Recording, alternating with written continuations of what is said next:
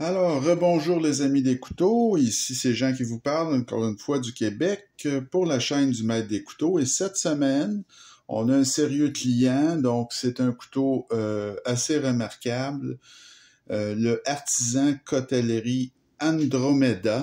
Bon, je vais l'essuyer un petit peu, ça va. C'est un couteau qui est dessiné par un de mes designers préférés, mon designer préféré, Ray Laconico. Alors, c'est vraiment un couteau de toute beauté et vous allez voir qu'il n'est pas juste beau, c'est vraiment un couteau fantastique à opérer. Alors, pour des fins de comparaison de taille, donc comme d'habitude, je vous mets le Benchmade Bug Out, là, que beaucoup de gens connaissent là, de par sa taille, à peu près 7 pouces et demi. Donc, on voit que c'est plus grand, là, le Andromeda est plus grand que le Bug Out. Et vous l'avez ici à côté du très beau Vasti de Thunderbird. Alors, j'essaie de vous mettre ça pivot à pivot, là. Si on le met pivot à pivot, ça donne ça, à peu près. Alors, c'est ça. Alors, c'est un peu plus petit qu'un Thunderbird, mais c'est plus grand qu'un Bug Out. Donc, c'est des belles, très, très belles proportions pour ce couteau. Alors, si on y va maintenant avec les spécifications de ce très, très beau couteau. Alors, c'est un couteau qui fait 7,9 pouces. Alors, c'est vraiment pleine grandeur, ce couteau-là. 20,1 cm, 3,42 pouces de lame ou 8,7 cm. Ça ne pèse que 3,28 onces ou 92,9 grammes. C'est un roulement à billes. L'acier, c'est du CPM S35VN, donc un acier premium. Comme vous pouvez voir, le manche est de toute beauté en titane micro-texturé. Alors, je crois que vous pouvez le voir, là. C'est vraiment remarquable. Ça fait et c'est très haut de gamme. Alors, la lame, c'est une lame drop point. L'ouverture, ça se fait via les goujons de pouce qui sont très bien placés et très facile l'ouverture. Le déverrouillage, c'est un bouton, comme vous pouvez voir, bouton lock, vraiment aucun effort. C'est un mécanisme qui fonctionne à merveille. On peut pas demander mieux, c'est pas compliqué. L'épaisseur de lame, c'est 0,10 donc pouce 2,7 mm. C'est quand même une lame qui est très mince. L'épaisseur de manche 0,43 pouces 10,9 mm.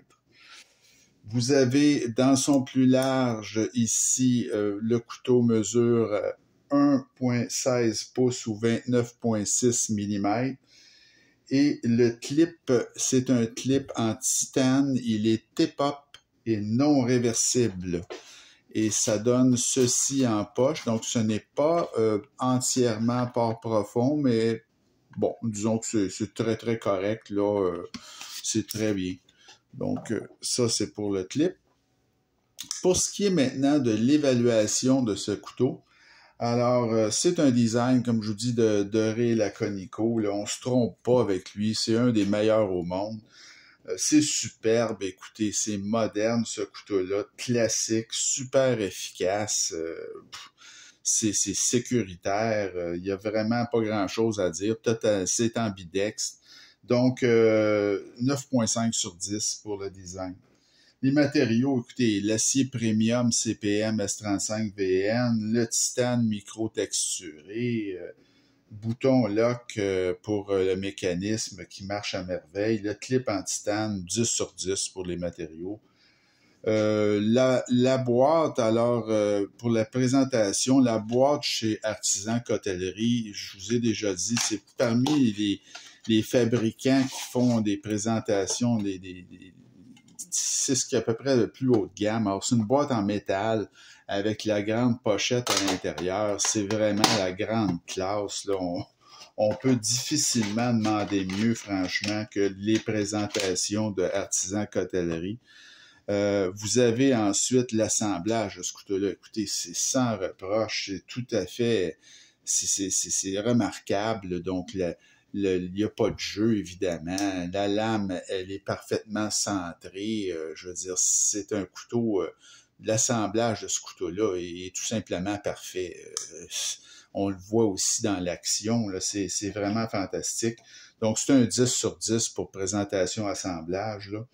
Le poids, ben c'est super, hein? La règle d'une demi, elle est dépassée même. Il y a pas, par contre, de squelettisation à l'intérieur. Ça m'étonne un petit peu, mais comme c'est très, très léger, j'ai mis quand même un 9,5 sur 10 pour le poids, là. L'action, ben c'est fantastique. C'est une action formidable. Écoutez, il n'y a aucun effort, là, même un enfant d'école pourrait ouvrir ce couteau-là. Le goujon, vous ne faites que juste vous appuyer dessus et ça ouvre. Le bouton de déverrouillage, comme je vous dis, c'est la perfection au niveau de l'ajustement. Il y a vraiment l'action à une main de ce couteau-là. C'est une des plus faciles de toute ma collection. Alors, j'ai mis un 10 sur 10 pour l'action, là. Je trouve ça fantastique, l'action de ce couteau-là. Au niveau de l'ergonomie, ben c'est super, là. Je veux dire, il y a à peu près la clip. Les couteaux de Ray Laconico ont toujours des clips de très grande qualité, hein. Ça, c'est une des choses, là. Et l'intégration des trous de lanière, là, c'est toujours bien fait aussi dans la majorité des cas.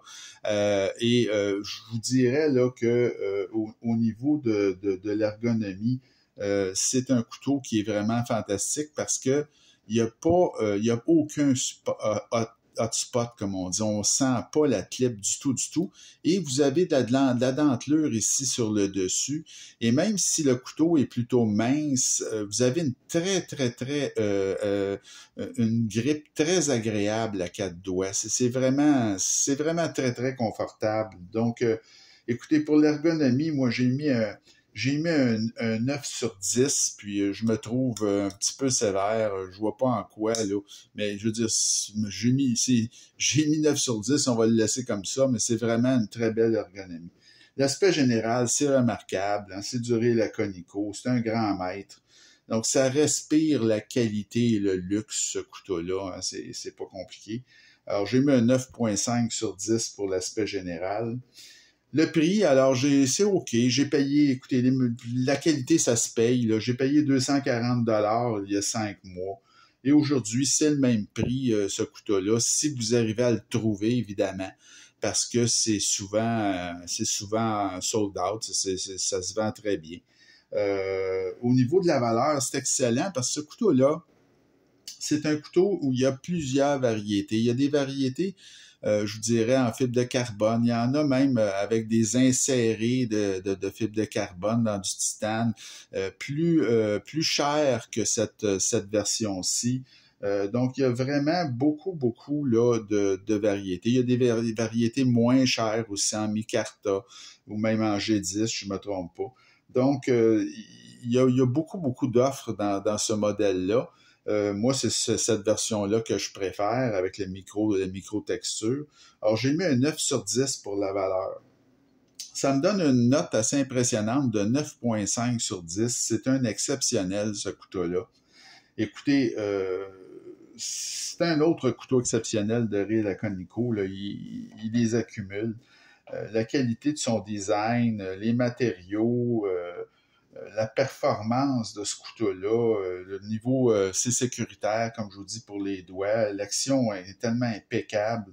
Donc, c'est sûr que je vous le recommande, là, sans réserve, ce couteau-là. C'est vraiment un couteau formidable. Puis c'est un couteau certifié Jean Haché. Alors, ça fait le tour pour notre évaluation et révision de cette semaine. Le Artisan Cotellerie Andromeda de Ray Laconico. Et la semaine prochaine, alors là, on va rester dans des couteaux disons haut de gamme, là, ou à peu près. C'est un peu sur la limite, là, celui-là.